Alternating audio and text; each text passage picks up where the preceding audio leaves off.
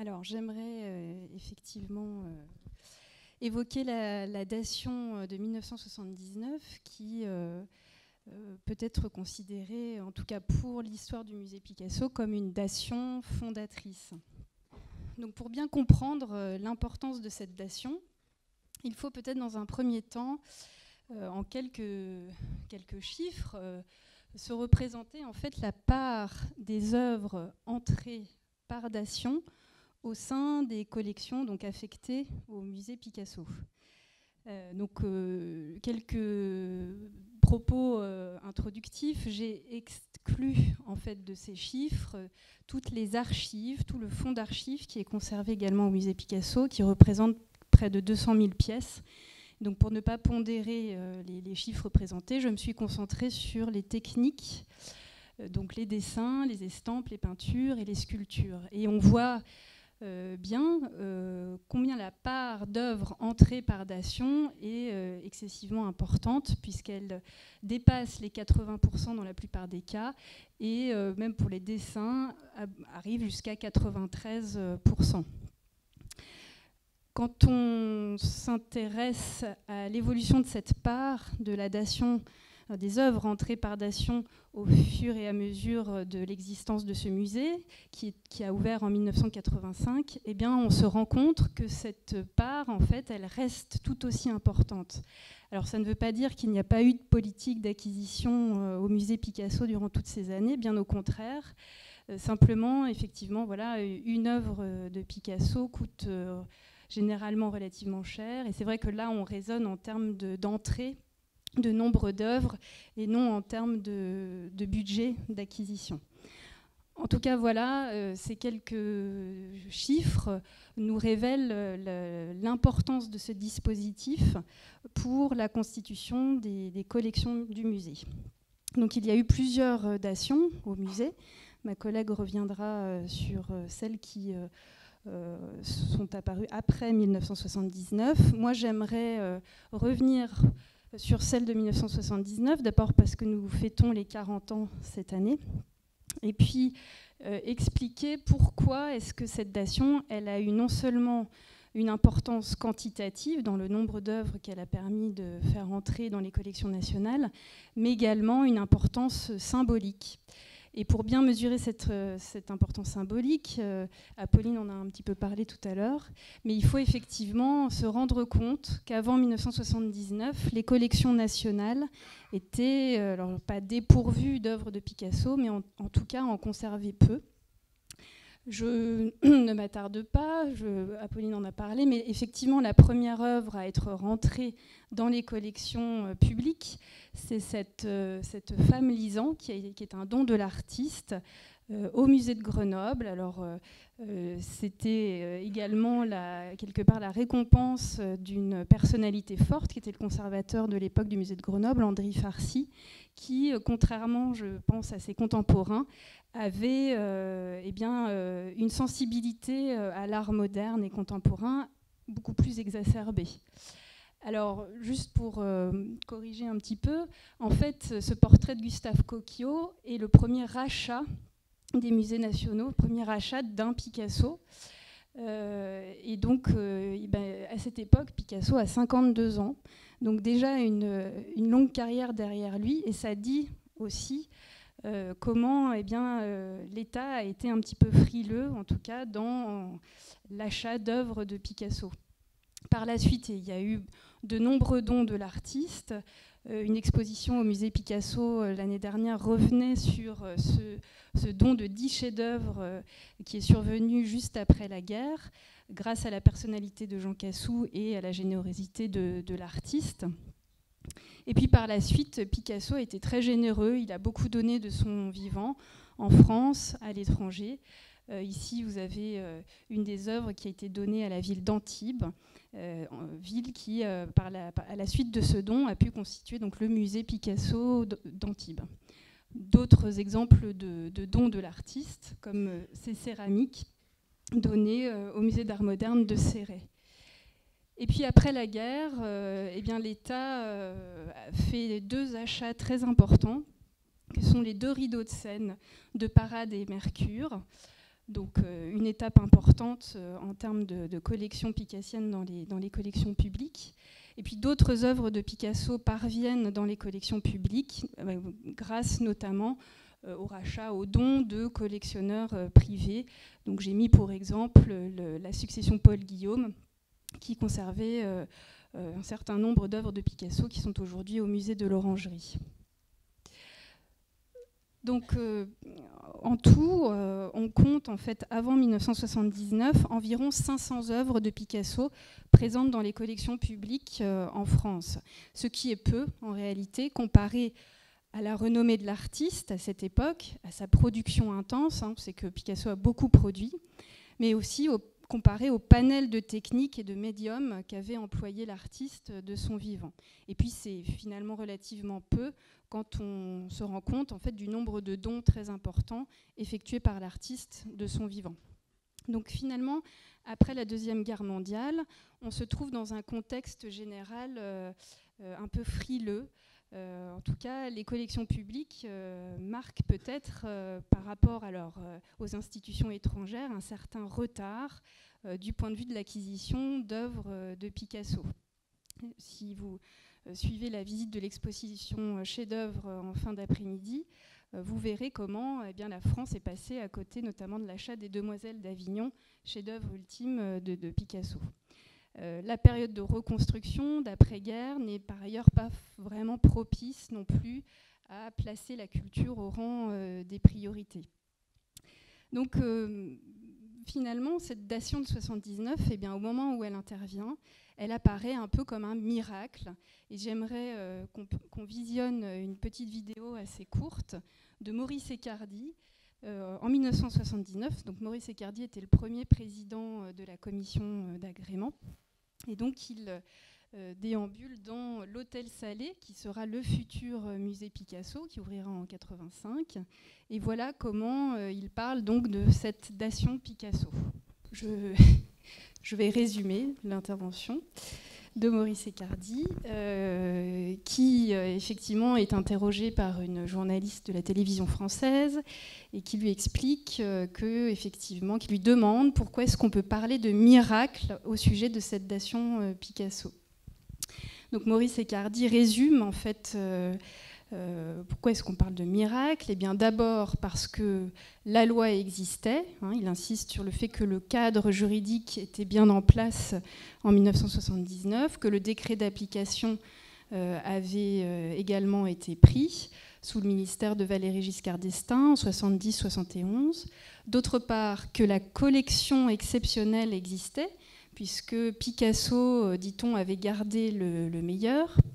Et puis, d'après Maurice Ecardy, il s'agit aussi d'un miracle administratif, puisque l'équilibre si cher à la réalisation des dations avait pu être trouvé entre les deux ministères, à l'époque de la rue de Rivoli, ministère des Finances, et celui de la Culture. Je crois qu'on pourrait même ajouter qu'en fait, cette dation de 1979, elle survient au bon moment, c'est-à-dire dans un moment de convergence entre les institutions publiques et la sphère privée.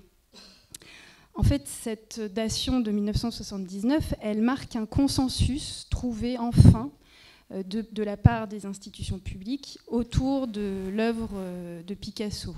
On a vu tout à l'heure avec Apolline qu'effectivement des tractations se mettaient en place dès les années 70. Moi, j'ai choisi de retenir quelques événements marquants qui montrent une sorte de politique de main tendue des institutions vers Picasso, qui marque donc une sorte de reconnaissance progressive des institutions vis-à-vis de l'œuvre de Picasso. Alors cette reconnaissance, on peut la faire démarrer peut-être effectivement en 1965, qui est la date à laquelle le bateau Lavoir est inscrit au titre des monuments historiques. Donc sous le ministère d'André Malraux, le bateau Lavoir, ce n'est pas un chef-d'œuvre d'architecture, c'est surtout le symbole de la vie artistique parisienne du début du siècle, de l'avant-garde parisienne. Et donc le ministère décide de faire entrer ce monument au rang des monuments d'intérêt national. En 1966, très grands événements.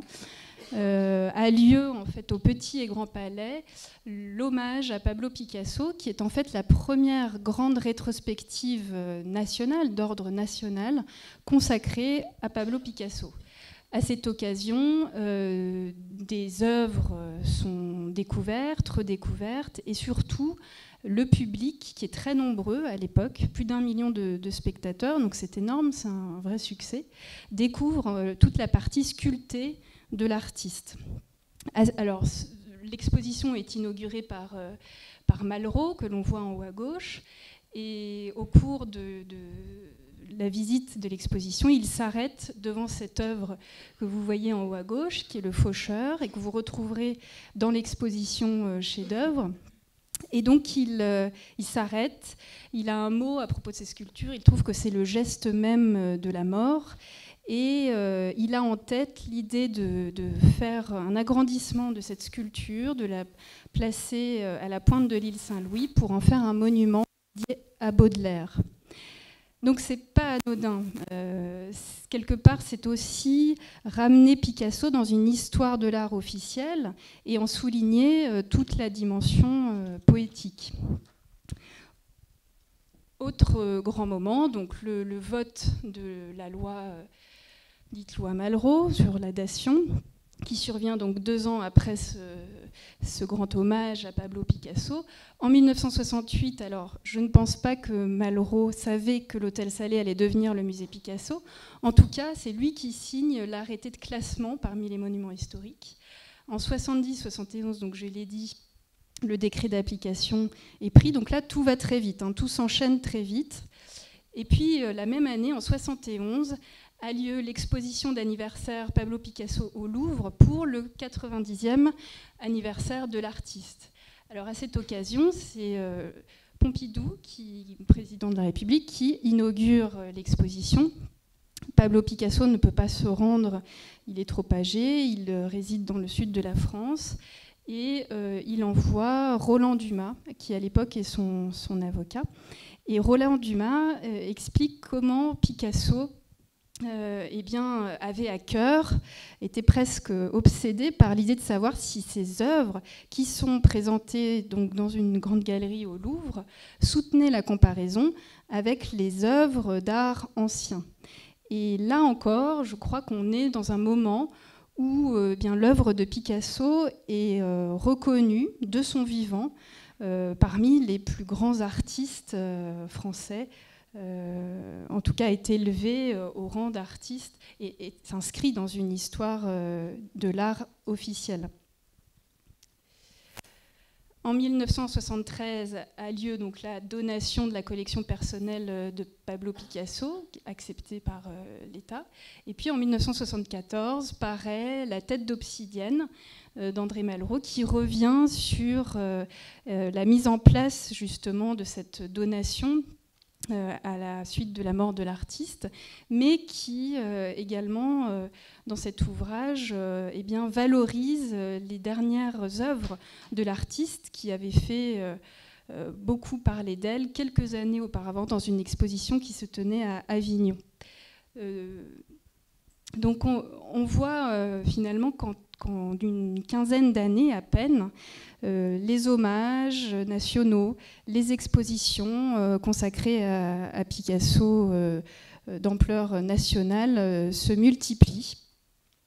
Et finalement, la datation de 79 marque peut-être pas un aboutissement, mais une étape très importante dans ce contexte climat favorable de reconnaissance de l'œuvre de Picasso.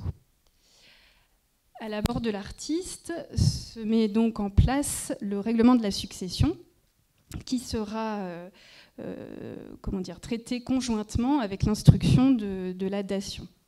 Alors, c'est une dation qui n'est peut-être pas la plus représentative, je dirais, de toutes les dations, de l'histoire des dations. Pourquoi ? Parce que à cette occasion, l'État, en fait, a eu un peu les mains libres, grâce à la bienveillance des héritiers, sur le choix des œuvres qui allaient pouvoir rejoindre la dation. Il y a eu donc un choix qui a été évidemment validé en dernière instance par la commission d'agrément, mais il est vrai que l'État a pu constituer un groupe de travail qui était, dont le but en fait était de faire un choix parmi les œuvres de la succession pour constituer le noyau dur de ce qu'allait devenir le futur musée Picasso.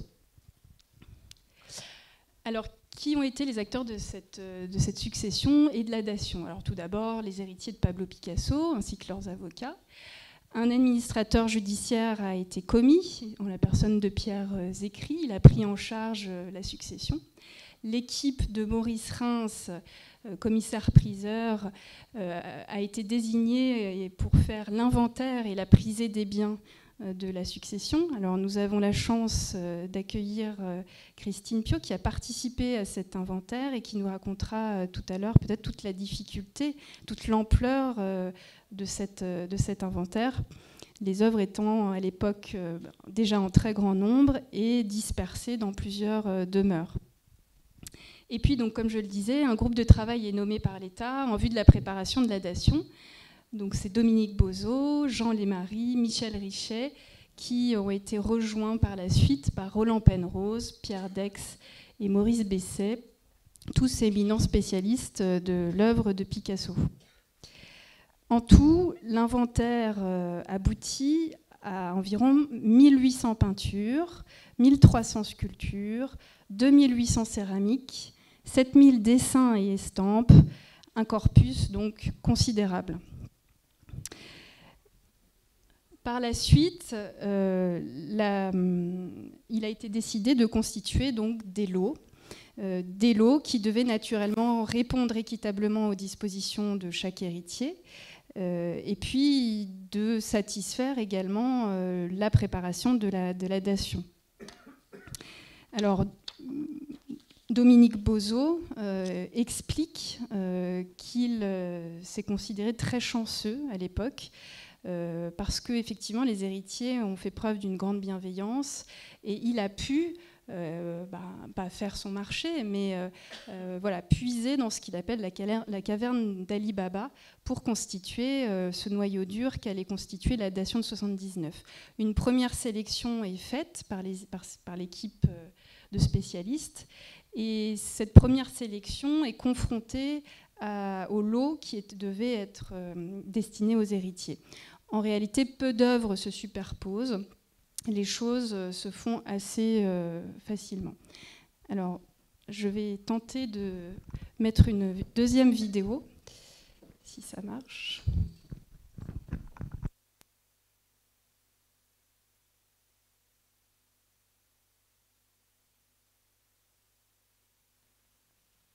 Bon, Picasso est mort en 1973, comme vous savez, et au moment de sa disparition, on a su qu'il y aurait un certain nombre d'œuvres qui seraient remises à l'État en paiement des droits de succession. Et ce premier choix, qui était je crois d'environ 80 ou 90 œuvres, avait été choisi par Jacqueline Picasso en rapport avec la direction du Musée de France à cette époque-là. Et puis la succession a connu des péripéties dans les premières années et les héritiers se sont trouvés plus nombreux que prévu. D'autre part, Polo Picasso est mort peu de temps après son père, ce qui a modifié encore les conditions de la dation. Donc l'idée, c'était que, en paiement des droits de succession, la famille, globalement, tous les héritiers, remettraient à l'État une collection d'œuvres de leur père, de leur époux, enfin de leur grand-père. À partir de là, les représentants des héritiers ont pratiqué un inventaire, et lorsque cet inventaire a été terminé, on m'a désigné pour faire le choix au nom de l'État et des musées français. Et c'est là que commence l'aventure, si j'ose dire, c'est que cette caverne d'Ali Baba, dont on a employé l'expression à l'époque, j'ai été confronté à sa dispersion à la fois à la banque, puisque tout était stocké à la banque, aussi dans les différents ateliers, notamment à Mougins. Et mon travail a consisté à voir la totalité de la collection, d'abord sur photographie, et à me faire une idée de ce qu'était cette importante collection. Certains m'avaient dit « Oh, mais c'est un fonds d'atelier d'artistes, on ne fait pas un musée, on ne fait pas une collection avec ça. » C'était des gens qui n'avaient aucune idée de ce que Picasso avait conservé. Et je dois dire que quand j'ai eu l'inventaire photographique entre les mains, moi j'étais... Bon, le roi n'était pas mon cousin parce que c'était vraiment la plus belle aventure qu'un conservateur de musée puisse avoir un jour. Et à partir de là, j'ai pris connaissance de la collection, surtout pour les peintures et la sculpture, réservant pour l'avenir les dessins, la gravure, etc. Et dans un deuxième temps, j'ai demandé à voir la totalité de la collection. Et ça m'a demandé quand même un peu plus d'une année, durant lesquelles on m'a présenté, quand je le voulais, si j'ose dire, la totalité des peintures. Et j'ai commencé à faire une sorte de sélection, à la fois sur des critères évidemment qualitatifs, fondamentaux, de chefs-d'œuvre et d'œuvres majeures, puisqu'il se trouvait que Picasso avait gardé, comme on sait, le meilleur peut-être de son œuvre. Et ensuite à penser à la notion d'un musée, puisqu'on parlait déjà d'un musée embryonnaire. Et un musée, évidemment, c'est tout à fait autre chose qu'une collection ou un rassemblement de chefs-d'œuvre, surtout un musée monographique. Et voilà, la dation, ça a été la conception du musée, en tenant compte à la fois de toutes les techniques que Picasso a utilisées, c'est-à-dire qu'il n'était pas question de n'envisager que 80 peintures ou 100 peintures, et puis de se contenter de cela en termes de chef-d'œuvre absolu. Il fallait envisager ce que ce musée serait pour le public et pour la compréhension de l'œuvre. Comment les passages se feraient d'une technique à une autre, et essayer de voir si c'était possible la reconstitution, enfin d'envisager la reconstitution des moments de la création. C'est-à-dire que petit à petit, en découvrant par exemple la collection de dessins, je me suis rendu compte que presque tout ce qui était préparatoire aux Demoiselles d'Avignon, sous forme de carnets, sous forme de dessins, sous forme de planches, même de gravures, tout était là. Les prémices, le travail pendant, et puis aussi les conséquences. Bon.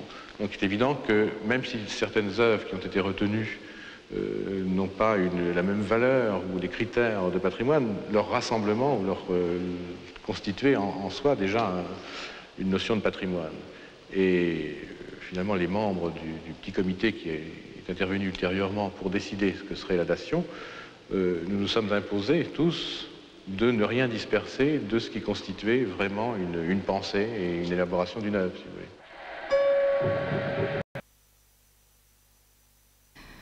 Voilà, donc je trouve que cette vidéo est assez intéressante parce qu'on voit bien quels ont été les grands principes qui ont guidé les choix de Dominique Bozot et son équipe pour sélectionner les œuvres qui feraient l'objet de la dation.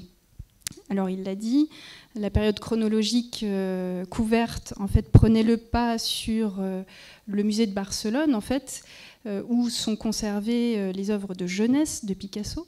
Donc cette période chronologique couverte, elle est très vaste, elle va de 1901 jusqu'aux dernières œuvres de l'artiste en 1972. Et puis il y avait une dimension aussi pédagogique qui visait à donner à voir au public toutes les techniques que Picasso avait pu utiliser. Donc un choix de techniques très vaste. L'idée aussi qu'il fallait retenir des grands jalons de chaque grande période picassienne et que les œuvres puissent entrer en résonance entre elles. Donc ce sont des choix qui, d'après Dominique Bozot, ont été assez évidents. C'est un des reproches que l'on fait souvent au musée Picasso, c'est qu'il n'y a pas de chef-d'œuvre. Donc je vous invite à aller voir l'exposition tout à l'heure, je refais la pub, mais je trouve que c'est plutôt injuste dans la mesure où on conserve quand même ces grands jalons de chaque période. Alors évidemment, on n'a pas les Demoiselles d'Avignon, on n'a pas la famille de Saltimbanque, mais on a quand même des œuvres, enfin le musée conserve des œuvres capitales dont je vous propose de voir un petit aperçu. Donc cet autoportrait de 1901 qui effectivement représente bien la période bleue de Picasso. Du point de vue des sculptures, il y a cette tête de femme qui marque le passage à la sculpture cubiste. Des œuvres cubistes d'importance, et puis le premier collage, assemblage de Pablo Picasso, La nature morte à la chaise cannée, de 1912, ce très beau portrait d'Olga dans un fauteuil qui marque la période des ballets russes. D'autres grandes œuvres, des œuvres peut-être moins connues, mais sur lesquelles nous sommes revenus dernièrement et la lumière a été faite. Cette crucifixion, par exemple, qui était exposée dans l'exposition Guernica, et dont on pouvait voir toute l'importance qu'elle avait jouée dans le processus créatif de l'artiste pour la création de Guernica, justement. Des œuvres politiques, comme le massacre en Corée, et également, je le disais, des œuvres de la dernière période de l'artiste. Alors, quelques chiffres. En tout, ce sont 228 peintures, 134 sculptures, 1495 dessins, 85 céramiques, 33 carnets de dessins et 1400 estampes qui rejoignent donc les collections de l'État et qui sont affectées par la suite au musée Picasso. Donc un ensemble prodigieux. Donc je passe vite car il ne me reste plus beaucoup de temps. Je m'arrête juste sur ce dessin qui est entré donc, par le biais de la datation de 79 et dont vous voyez qu'il fait écho aussi aux collections publiques ailleurs en France. Donc il y a aussi cette idée que le musée national Picasso, qui est aujourd'hui en fait le plus grand, enfin le musée qui conserve le plus d'œuvres de Picasso au monde, eh bien fait un contrepoint aussi aux œuvres qui se trouvent ailleurs en France. Alors j'en viens à ma conclusion. Pour rappeler en fait que suite à cette datation de 1979, eh bien, il faudra attendre 1985 pour que les œuvres soient accrochées au sein de l'Hôtel Salier où nous sommes aujourd'hui. Et donc à l'époque, au moment où la dation est officialisée, une exposition a lieu au Grand Palais qui montre donc ces Picasso de Picasso, puisque les œuvres, eh bien, ces œuvres, Picasso les avait conservées toute sa vie. Et finalement, eh bien, il y a eu de vraies découvertes. Dominique Bozo parlait tout à l'heure des carnets de dessin préparatoires aux Demoiselles d'Avignon. Et c'est vrai que 79, c'est aussi dans l'histoire, dans la connaissance de l'œuvre de Picasso, un gros moment, puisque l'on découvre de nombreux chefs-d'œuvre que Picasso avait gardés auprès de lui et qu'il prêtait rarement. Alors, on pourrait aussi, mais ça, Daphné le fera peut-être après moi, souligner les effets vertueux de cette dation, puisqu'elle a permis non seulement de constituer un ensemble patrimonial très solide, très cohérent, mais également d'attirer par la suite au musée d'autres dons d'œuvres qui faisaient écho à l'époque au noyau dur de la collection. Pour conclure, je dirais que cette dation fondatrice de 1979, eh bien, c'est un peu comme la réponse à la perche que Picasso avait lancée de son vivant. Vous connaissez tous cette phrase « Donnez-moi un musée et je le remplirai ». Merci.